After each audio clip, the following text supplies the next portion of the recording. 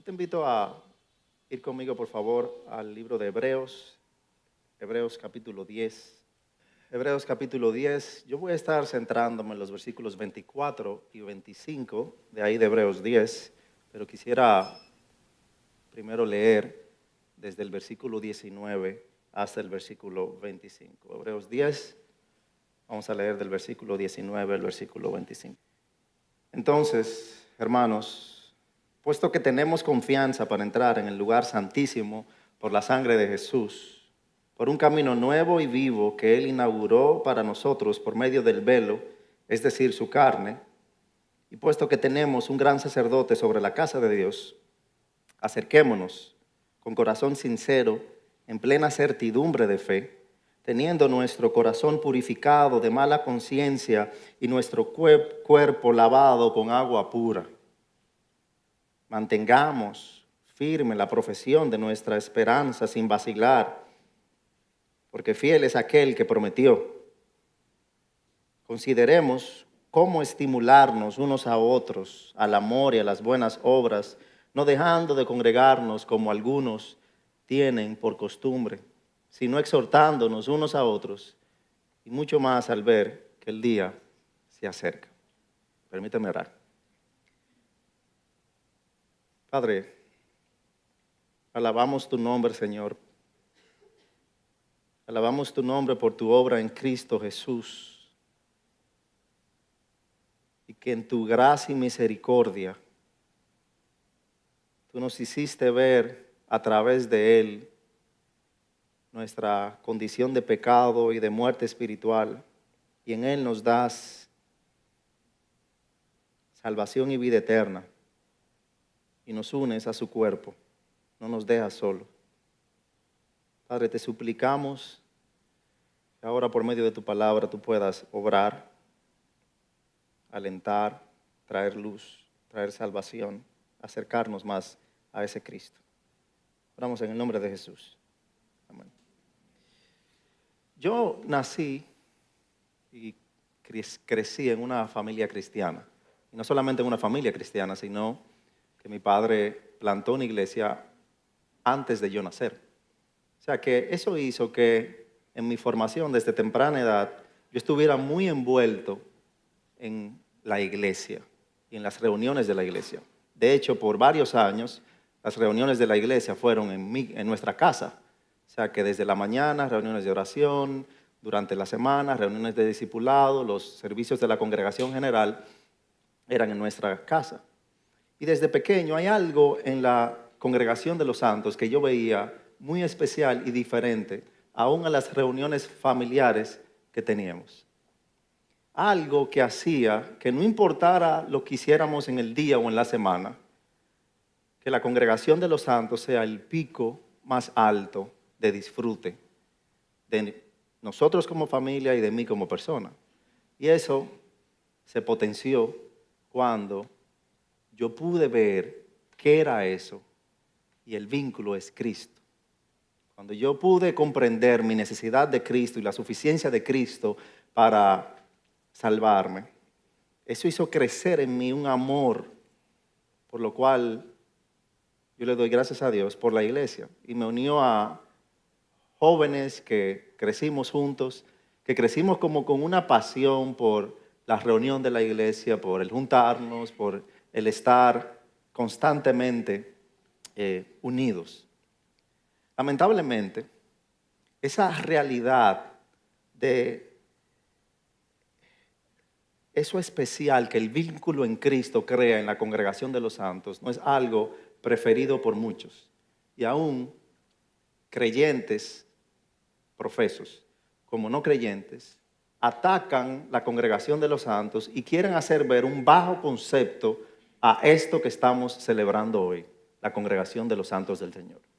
De hecho, yo hace un tiempo leía un reporte que hizo la institución Barna en Estados Unidos, que hacía ver que más del 60% de encuestados que se profesaban como cristianos no veían la relevancia de la iglesia como algo único.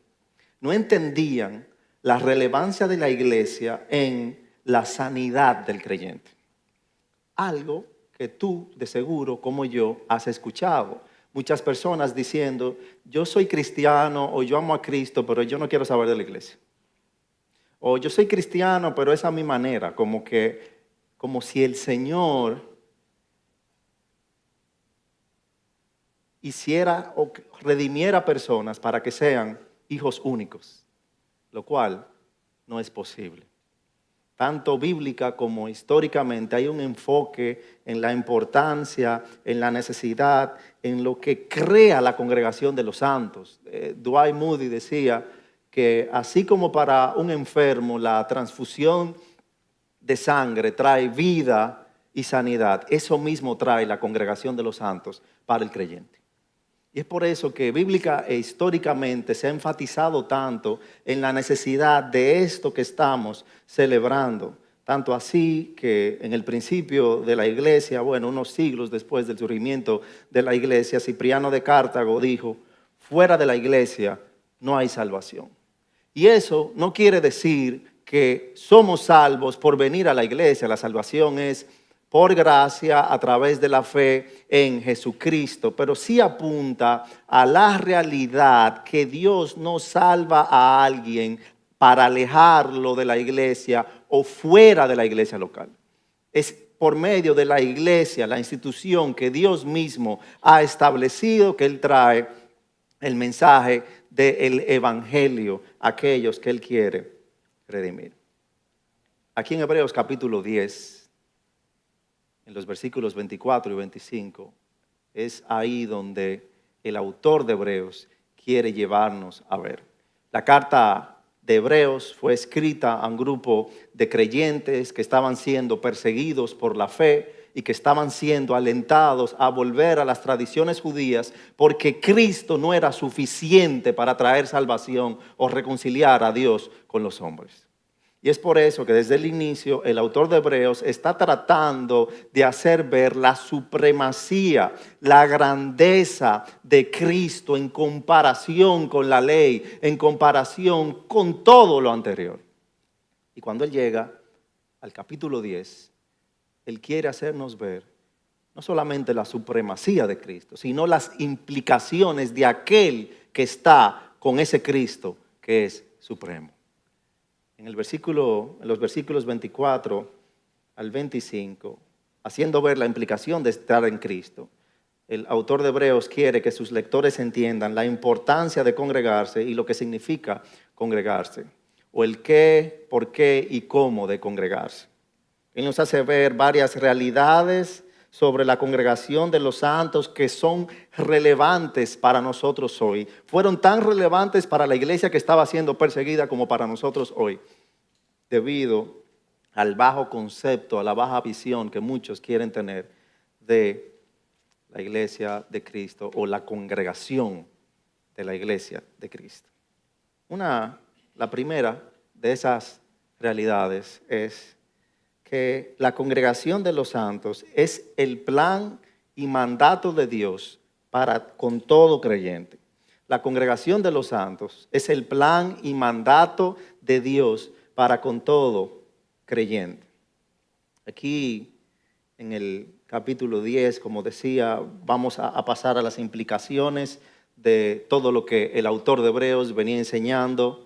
En los primeros 10 capítulos, él viene haciendo ese llamado hacia la supremacía de Cristo. Ahora él viene a hablar de cómo eso debe llevarnos a una práctica cristiana piadosa, a cómo el hecho de que Cristo es majestuoso y superior debe llevarnos a rendirnos por completo a Él. Y en los versículos 19 al 25, él da 3 exhortaciones principales. Estrictamente hablando, no son mandatos, están en un modo subjuntivo, pero son exhortaciones que él quiere hacernos ver, no solamente para algo, no solamente como una opción, es algo que debemos buscar.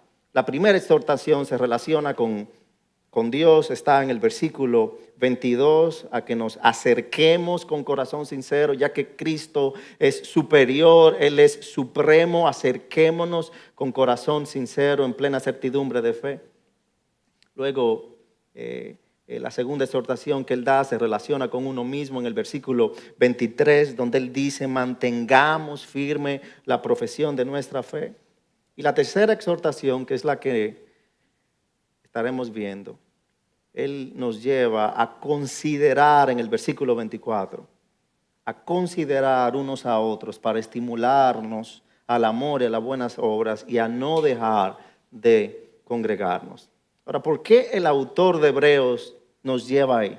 Porque ese es el plan de Dios para con su iglesia, con los suyos, para con sus redimidos. Dios no solamente salva al pecador, sino que Dios salva a pecadores y los une a su iglesia. De nuevo, Él no hace hijos únicos. Eso lo podemos ver en todo el libro de Hechos, pero lo podemos ver desde el inicio de la iglesia primitiva, cuando los discípulos estaban esperando la llegada del Espíritu Santo, como Jesús les había prometido. Cuando ellos, me imagino que estaban un poco ansiosos, esperando porque su maestro había ascendido a los cielos, que viene el Espíritu Santo, como se nos registra en Hechos capítulo 2, se nos dice en Hechos capítulo 2, versículo 42, lo siguiente: y se dedicaban continuamente a la enseñanza de los apóstoles, a la comunión, al partimiento del pan y a la oración. Sobrevino temor a cada persona y muchos prodigios y señales se hacían por los apóstoles. Todos los que habían creído estaban juntos y tenían todas las cosas en común, vendían todas sus propiedades y sus bienes y los compartían con todos según la necesidad de cada uno. Día tras día continuaban unánimes en el templo y partiendo el pan en los hogares. Comían juntos con alegría y sencillez de corazón, alabando a Dios y hallando favor con todo el pueblo. Y el Señor añadía cada día al número de ellos los que iban siendo salvos. O sea que hay una relación directa entre la salvación que Dios trae y la unión con la iglesia local. Fíjate que el Señor no agregó personas a la iglesia sin salvarlas. Él las salva y las agrega a la iglesia. Nota que Dios no salvó a personas y las dejó solas. Él las salva y las añade a la iglesia. Él salvó personas y las agregó a la iglesia. Y a su vez esas personas que eran salvas se entregaban por completo a las reuniones del cuerpo de Cristo. Hay un cambio que se nota en todo el libro de Hechos de aquellos que habían abrazado a Jesucristo como su Señor y Salvador, que abrazaban aquello por lo cual Jesús dio su vida, su iglesia. Esta unión orgánica de salvación personal y membresía de la iglesia es el patrón inmutable de todo el Nuevo Testamento. Y a lo largo de la historia, siempre que se ha practicado el cristianismo bíblico, los cristianos han tenido una alta visión de la congregación de los santos. Yo te voy a leer algunos versículos de ahí mismo, el libro de Hechos, en el surgimiento de la iglesia, que nos apuntan a esa realidad de cómo el plan de Dios de salvación no está dividido de unir a aquellos que son salvos a la iglesia local. En Hechos capítulo 5, versículo 14, se nos dice: y más creyentes en el Señor, multitud de hombres y de mujeres se añadían constantemente al número de ellos. En Hechos capítulo 6, versículo 7 se nos dice: y la palabra de Dios crecía y el número de los discípulos se multiplicaba en gran manera en Jerusalén, y muchos de los sacerdotes obedecían a la fe. Se multiplicaban los discípulos. En Hechos capítulo 9, versículo 31. Entre tanto, la iglesia gozaba de paz por toda Judea, Galilea y Samaria, y era edificada y andando en el temor del Señor, en la fortaleza del Espíritu Santo, según iba creciendo. Hechos capítulo 16, versículo 5. Así que las iglesias eran confirmadas en la fe y diariamente crecían en número. Dios salva creyentes y los añade a la iglesia. Ese es su plan, ese es su diseño. ¿Y cómo es su plan? ¿Y como es su diseño, como pasó desde el Edén en Génesis capítulo 3, el enemigo Satanás va a buscar que el plan y el diseño de Dios no se cumpla. Él, como príncipe de las mentiras, va entrando sutilmente, trayendo a nosotros argumentos que parecen lógicos, pues liga la verdad con la mentira para que nuestra visión de la congregación de los santos sea baja, para que parezca más apetecible el yo no unirme, el yo no estar, el yo no participar, el yo no servir, el yo no involucrarme.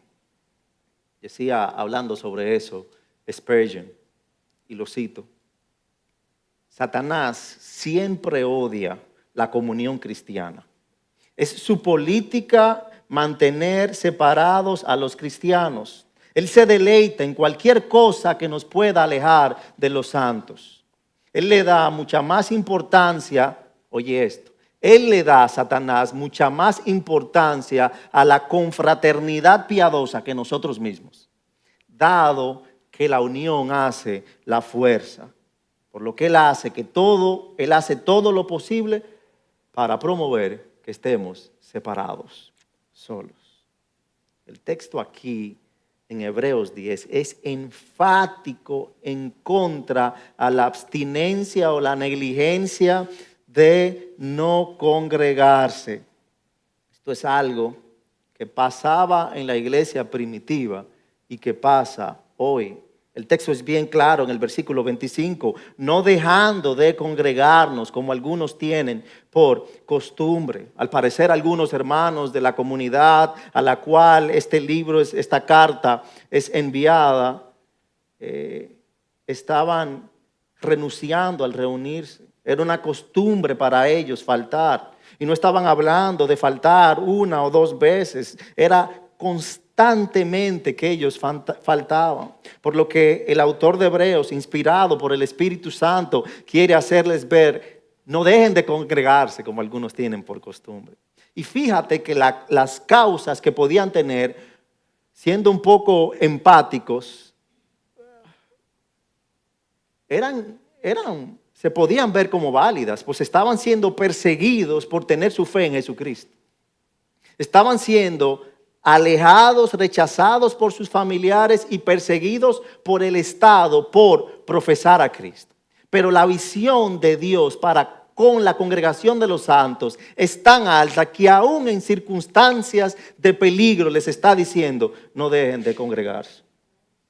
Hermano, es fácil el hacer una costumbre, el faltar a la iglesia, porque nuestra tendencia mayor no suele ser qué tanto puedo obedecer la palabra de Dios, sino qué tanto puedo hacer o alejarme de la palabra de Dios sin desobedecerla por completo.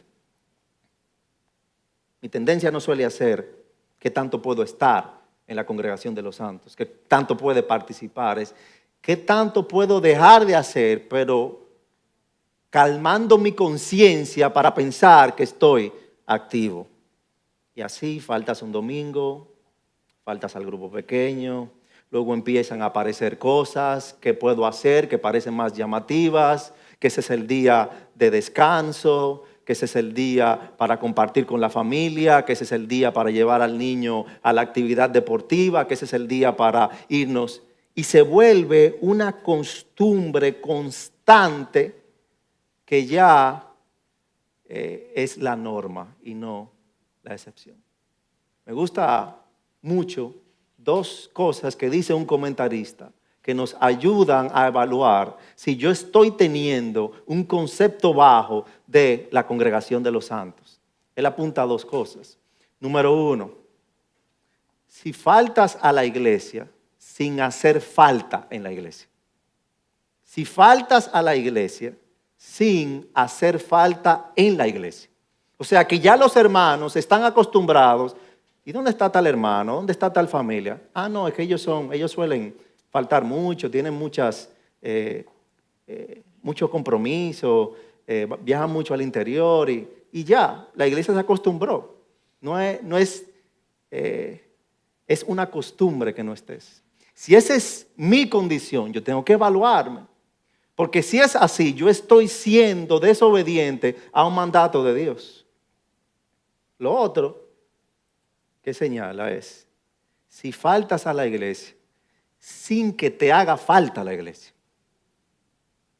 Si ya para mí parece más cómodo y más apetecible el quedarme en mi casa dormido, el irme al parque, el irme a la piscina o irme al club o al hotel, o si eso es más apetecible para mí, yo tengo que tener mucho cuidado, porque entonces eso demuestra que mi visión está siendo baja de la congregación de los santos. Y no quiero sonar legalista, pero de nuevo, la iglesia de Cristo fue por la cual Él no estimó su posición como igual a Dios, como cosa que aferrarse, y se hizo hombre y murió en la cruz para redimir a su iglesia. Si Él hizo eso, cuando yo salgo de viaje, por ejemplo, mira, yo puedo estar en el mejor hotel, en la mejor ciudad, pero si no estoy con mi familia, me hace falta mi familia. Yo viajo y si duro una noche sin Yamel, ya yo doy vuelta en esa cama. Normalmente ella me dice que yo me duermo muy fácil. O sea, yo digo, vamos a acostarnos y al minuto yo estoy. Pero si ella no está, yo puedo durar horas. Y aún si estoy con la familia, yo puedo estar en un hotel, uno se divierte, le gusta, pero ya llega un momento que a uno le hace falta su casa, es lo normal. Lo contrario sería lo extraño. Y no solamente eso, cuando yo salgo de mi casa, que me voy solo, yo le hago falta a mi familia. Mi familia me extraña, queremos que tú vuelvas. Eso es lo normal. Lo contrario sería lo extraño. Eso mismo pasa aquí en la iglesia. Eso mismo pasa porque somos la familia de Dios. Y yo tengo que saber, mi hermano, que si ese es el plan y diseño de Dios yo no tengo la libertad de cambiar el plan y diseño de Dios. Yo creo que los cristianos nos tomamos muy a la ligera el cambiar cosas que el Señor ha dicho, ha diseñado, porque yo sé que aquí no pasa. Esta iglesia es perfecta, estoy hablando de otras iglesias. Esta iglesia es perfecta, pero mis hermanos, yo he escuchado argumentos teológicos, pero que ni Calvino ni Lutero, de personas hablando. No, porque mira, por esto yo entiendo, y te dan una explicación, y al final se te vuelven que la iglesia tiene que ser como Hechos, que era en la casa. Lo cual hace ver que no solamente qué tan bajo es nuestro concepto de lo que Dios dice, sino de la palabra de Dios y de Dios mismo. Yo no tengo la libertad de cambiar lo que Dios ha diseñado. Y cuando yo intento cambiarlo, lo que yo le estoy diciendo a Dios, yo sé que tú hiciste esto, yo sé que tú planificaste eso, pero mi plan es mejor y yo lo voy a hacer de esta manera.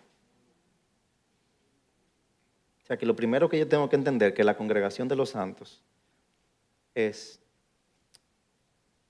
el plan y diseño de Dios. Ahora, puede que tú estés aquí y digas, bueno, yo estoy bien, yo voy a mi grupo pequeño, yo vengo los domingos, yo voy a cada reunión, yo estoy atento a cuando hay reunión y ahí yo voy, yo siempre estoy. Pero no solamente se nos dice que es el plan y mandato de Dios para con todo creyente. Ahora, en ese plan y mandato, Dios no solamente diseñó que estemos, sino que diseñó que participemos. Lo cual nos lleva a un segundo punto, y es que la congregación de los santos involucra tu participación. El versículo 25 no es solamente una exhortación adicional, sino que nos da una frase en modo verbal gerundio que nos lleva a cómo debemos hacer algo.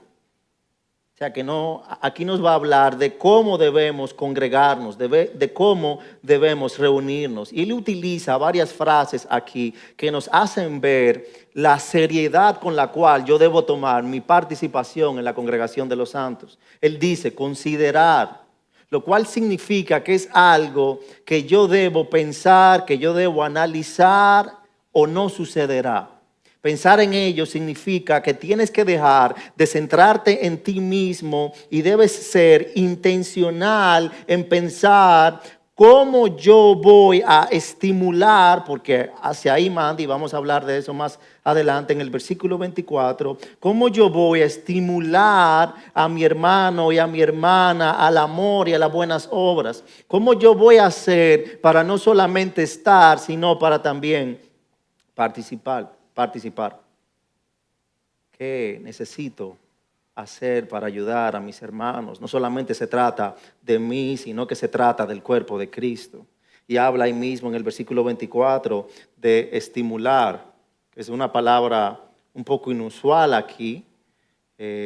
Normalmente se usa en una connotación negativa en el Nuevo Testamento porque habla de provocar. Cuando normalmente se utiliza la palabra provocar, se habla para provocar hacia algo malo, pero está hablando de provocar, de estimular a alguien para algo bueno. O sea que en lugar de yo estar ausente, pasivo, yo debo estar activo en exhortar, en guiar a mis hermanos hacia el amor y las buenas obras. Y el autor señala algo aquí al final del versículo 25, y él dice, no dejando de congregarnos como algunos tienen por costumbre, sino exhortándoos unos a otros y mucho más al ver que el día se acerca. Esa palabra, exhortándonos, habla de alentar a alguien, pero no solamente de alentar a alguien, sino que es la palabra, sale de la palabra raíz para la palabra que conocemos como predicar en el Nuevo Testamento. O sea, que está hablando de no solamente alentar a alguien, pero en el contexto que se está utilizando es alentarlo al amor y las buenas obras según la palabra de Dios. O sea, que está ligado no solamente a un consejo, sino que un consejo que venga, que esté cimentado en la palabra de Dios. Como dice Colosenses capítulo 3, versículo 16, la palabra de Cristo mora en abundancia en vosotros, enseñándonos y exhortándoos, la misma palabra, unos a otros en toda sabiduría, cantando con gracia en vuestros corazones al Señor con salmos e himnos y cánticos espirituales.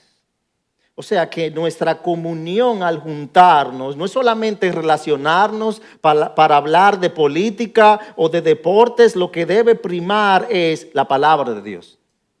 Yo sé que es muy bueno hablar de la supremacía del Licey sobre cualquier otro equipo, sobre todo las Águilas Ibaeñas. Eso es muy bueno. Yo sé que es muy bueno cuando estamos animados con la política o con algo que pasó. ¿Viste tal operación? ¿Viste tal cosa que pasó? ¿Viste? Yo sé que a veces es bueno hablar, no sé, tenemos diferentes temas con los cuales nos animamos mucho. Pero lo que la Biblia nos manda que debe ser el centro de la manera como nos comunicamos, cómo nos relacionamos, es exhortándonos por medio de la palabra de Dios. Yo tengo la convicción de que en las iglesias la mayor cantidad de oportunidades de consejería no son formales, son informales. Es cuando un hermano en el grupo pequeño te dice, mira, tengo tal situación. Eso es antes de que llegue a los pastores. O cuando una hermana te llama, mira, tengo tal situación con mi hija, o con mi hijo, o con mi esposa, o con mi esposo. Y debido a eso, yo creo que los creyentes debemos buscar saturar nuestra mente lo más posible con la palabra de Dios, tanto lo informativo como cómo llevar esa información a la práctica, no solamente para mi vida, sino para ayudar a mis hermanos. Porque así como yo he visto o he escuchado muchos argumentos falsos, teológicos, con doctrinas que son de hombres, también yo he escuchado hermanos alentando o exhortando o aconsejando a otros con consejos que no son para nada bíblicos, totalmente cimentados en psicología o en cosas de hombres. Debemos centrar nuestra comunión en la palabra de Dios. Y por medio de la palabra de Dios, según esas frases que vimos, de considerar, de estimularnos, de exhortarnos, debe ser algo con lo cual yo debo ser intencional. Intencional. No es cuando pase, sino que yo debo ser intencional en cuando estoy en la congregación de los santos, alentar a mis hermanos. Muchas veces hay personas que tenemos dentro de nosotros, dentro de una multitud, y están totalmente solos. Y están totalmente solos porque estamos pensando de una manera muy egoísta cuando venimos a la iglesia. Yo estoy pensando, ¿qué tan tarde puedo llegar a la iglesia? ¿Y qué tan temprano me puedo ir? No estoy pensando en congregarme, estoy pensando en asistir. Yo estoy pensando cuando estoy en la iglesia, ¿y cuándo es que ese pastor va a acabar? Y estoy pensando, ¿y puedo hacer la reserva en el restaurante? Déjame escribir. Y mira, y cuando el servicio se acaba, date rápido que se va a llenar, que tengo hambre, que eso no me guía a ser obediente a la congregación de los santos. Cuando yo llego tarde, cuando yo me quiero ir de una vez, cuando yo no estoy pensando en los demás, yo estoy siendo desobediente al mandato de congregarme. Eso es desobediencia a la palabra de Dios. Cuando soy apático, indiferente con mis hermanos, estoy siendo desobediente a la palabra de Dios. Cuando me paso el servicio durmiendo, caminando, mirando el celular, hablando con otro, yo estoy siendo desobediente a la palabra de Dios. Yo puedo estar y no estar obedeciendo y no ser parte. Cuando yo no busco involucrarme en las necesidades de mi iglesia, físicas, de servicio, es lamentable que en las iglesias, yo sé que aquí no pasa, se da la regla del 80-20, de que 20% de los hermanos son los que sirven, los que hacen el 80% del trabajo. 20%. 20% de los hermanos son los que consideran sus finanzas y dicen, ¿cómo yo puedo aportar, pero que me duela? O sea, que sea intencionalmente para las necesidades de mi iglesia. Yo prediqué hace 2 domingos, duré 2 domingos predicando en la generosidad de los santos en mi iglesia. Y yo leía un reporte que tiró una institución que dice que la mayoría de los identificados como cristianos dan entre un 1 y 2% de sus ingresos para el reino de Dios, por diferentes excusas que se ponen. Pero eso habla de qué tanto valoramos la iglesia por la que Cristo dio su vida. Yo puedo ser un asistente, pero el ser un asistente no me hace ser obediente a la enseñanza, al mandato de congregarme. Dijo un autor, P.E. Hughes, la despreocupación por el bienestar del cuerpo del cual son miembros es sintomática de preocupación por uno mismo y egocentrismo. Porque la razón por la cual no considero lo suficiente la iglesia de Cristo y no tengo un alto concepto de la iglesia de Cristo como debería tenerlo, es porque pienso demasiado en mí mismo. ¿Qué tan alta es tu visión de la iglesia de Cristo y de esto que estamos haciendo? Esto es único, único. Es un gran privilegio que el Señor te haya llamado en su gracia en Cristo, no solamente para salvarte, pero para unirte a su cuerpo. Es un gran privilegio. Es un gran privilegio. Eso nos lleva a un tercer y último punto. El primero, la congregación de los santos, es el plan y mandato de Dios para con todo creyente. El segundo, la congregación de los santos, involucra tu participación.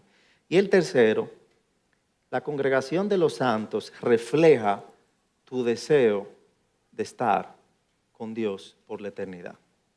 Yo creo que hay un enfoque escatológico que el autor de Hebreos está haciendo aquí, sobre todo al final del versículo 25, sino exhortándonos unos a otros y mucho más al ver que el día se acerca.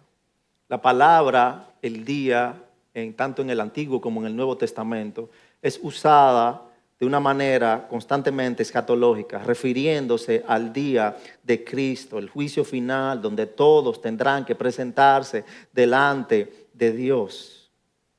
Ese día es conocido en el Nuevo Testamento como el día del Señor.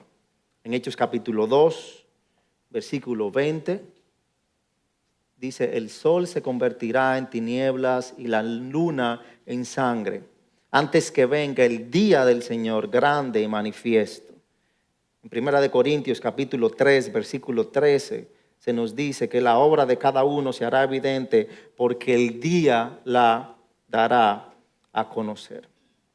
En ese día pasaremos a la eternidad, algo que muchos anhelamos, algo que tal vez fue lo que te hizo buscar una iglesia donde congregarte. No solamente anhelando la eternidad, sino con miedo o temor por eso que la Biblia enseña sobre el infierno, de que en ese día algunos irán a la eternidad con Dios y otros irán hacia el infierno por la eternidad. Ahora, quiero preguntar, ¿qué haremos en la eternidad? En el libro de Apocalipsis se nos detalla la visión de Juan de lo que aquellos que estén en el cielo estarán haciendo. Normalmente solemos pensar en el cielo por las calles de oro, el mar de cristal, no va a haber enfermedad, no va a haber tal cosa. Pero mira lo que el Señor les reveló a Juan que vamos a estar haciendo por la eternidad. En Apocalipsis capítulo 7, en el versículo 9, se nos habla de que en la eternidad tendremos comunión. La eternidad se trata de tener comunión con el Trino Dios, con los seres celestiales y con los santos escogidos de Dios por toda la eternidad. Apocalipsis 7:9. Dice: después de esto miré y vi una gran multitud que nadie podía contar, de todas las naciones, tribus, pueblos y lenguas, de pie delante del trono y delante del Cordero, vestidos con vestiduras blancas y con palmas en las manos. O sea que habrá creyentes del Antiguo y del Nuevo Testamento.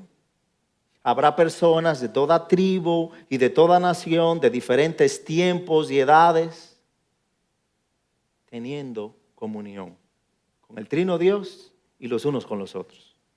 Pero también se nos habla más adelante que serviremos a Dios.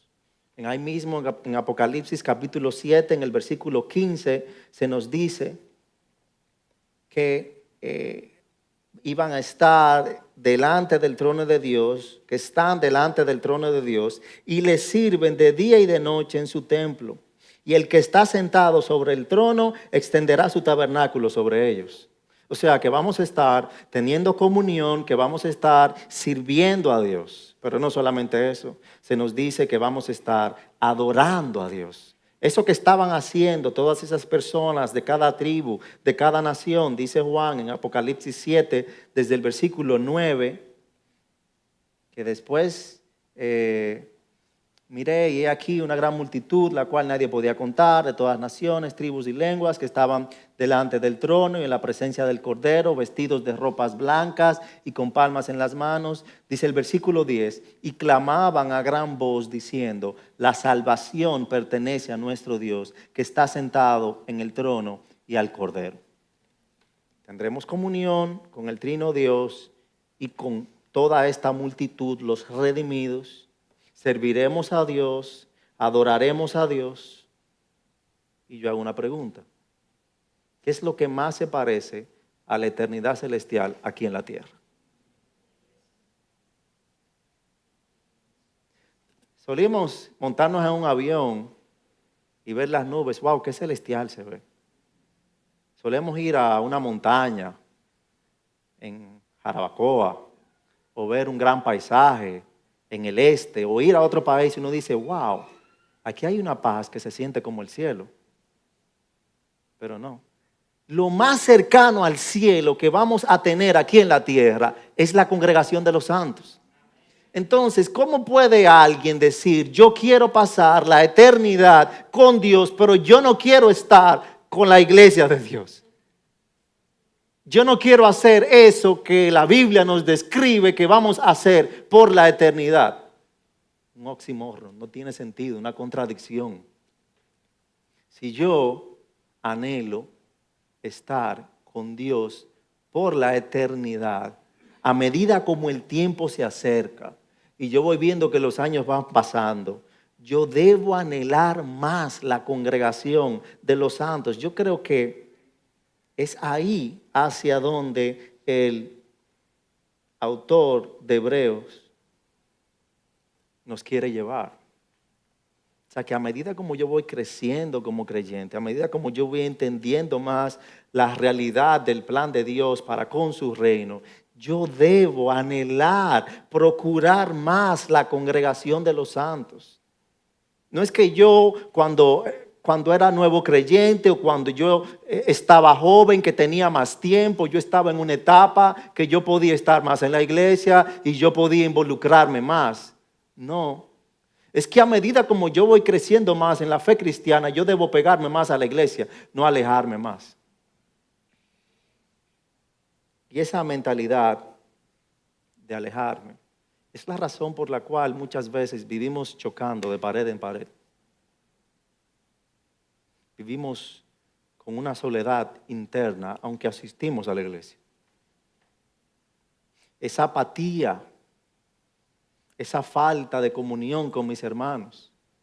Es por lo cual ese amor, eso que yo digo, hay veces que uno dice, pero cuando yo era creyente, cuando yo vine a la fe, cuando yo fui salvo, yo tenía como ese primer amor. Y ahora como que no lo tengo porque no te estás acercando a lo que Dios ha dado para traer vida, sanidad y plenitud a tu vida. Porque la iglesia es la principal fuente de discipulado que Dios ha creado. Es allí donde vas a crecer. Yo sé y yo valoro mucho los ministerios paraeclesiásticos. Yo creo que hay muchos ministerios paraeclesiásticos que son de ayuda a la fe y al crecimiento de uno como creyente, pero ningún ministerio paraeclesiástico puede ocupar el lugar de tu congregación, de tu iglesia local. Vivimos en una época sumamente interesante, somos sumamente privilegiados. Para yo escuchar un sermón, ahora mismo yo puedo entrar y ver qué está predicando Sugel en IBCJ. Mi papá le encantaba Sugel. Y yo recuerdo que en ese tiempo que no había internet, mi papá se tenía que ir o a IBCJ que grababan los cassettes, había un ministerio, tal vez alguno de ustedes ayudaba en eso, o a la librería Dele que vendía esos cassettes blancos, yo los recuerdo. Y había que esperar, porque si estaba dando una serie en Colosenses, él le gustaba como esperar la serie completa. Y si quería escuchar el sermón del domingo, eso no era de que el siguiente domingo, no. Era sumamente difícil. Para escuchar a MacArthur, yo sé que IBCJ, por ejemplo, inició en los años finales de los años 80, yo creo, un ministerio para traducir ellos mismos los sermones de John MacArthur. Era algo sumamente complicado. Ahora no. Ahora tú vienes aquí y de nada ya tú escuchaste un sermón de una iglesia. Y eso es un gran privilegio. Pero por más bueno que sea otro pastor, otro predicador, no puede ocupar el lugar de tu iglesia local. yo me quedo en mi casa y yo voy a escuchar la IBCJ o la IBI o tal, eso puede ser algo esporádico, pero no puede ser la norma. No puede ser la norma. ¿Qué puedo hacer si realmente el Señor ha confrontado mi vida y has visto, wow, tal vez mi visión de la iglesia local no es tan alta como debería de ser? ¿Qué yo puedo hacer? Tú debes de crecer en afección a Cristo, porque tú no vas a amar más a Cristo, a la iglesia, de lo que amas a Cristo. Tú debes crecer en afección, en amor, en obediencia, en apreciación de tu Salvador. Cristo es la piedra angular, el punto que mantiene unidos los fundamentos. Tú sacas a la piedra angular y toda la iglesia se desmorona. A medida como vas creciendo en tu conocimiento y amor por Cristo, irás creciendo en amor por la iglesia de Cristo. Empieza a leer el Evangelio de Juan. Primera de Juan nos ayuda a ver eso. Habla con tus pastores, con tus hermanos. Yo he descubierto esto. O sea que lo primero es eso. Lo segundo, busca involucrarte intencionalmente. Involucrarme activamente en mi iglesia local. No solamente sentirme bien con que vine, me senté y ya me voy. No, yo quiero ser intencional. Pastor, ¿cómo yo puedo ayudar? ¿Cómo puedo ser útil? El Señor no salva a las personas y las deja fuera de la iglesia, sino que las une a la iglesia, pero también Él en su gracia y misericordia nos dota para que seamos útiles dentro de esa iglesia. No solamente que te une para que asistas y veas, sino que te une para que puedas participar. Ya sea tu condición, asegúrate de ser intencional. Asegúrate de ser intencional. Crece en tu afección y tu amor por Cristo e involúcrate intencionalmente para estimularnos unos a otros al amor y a las buenas obras.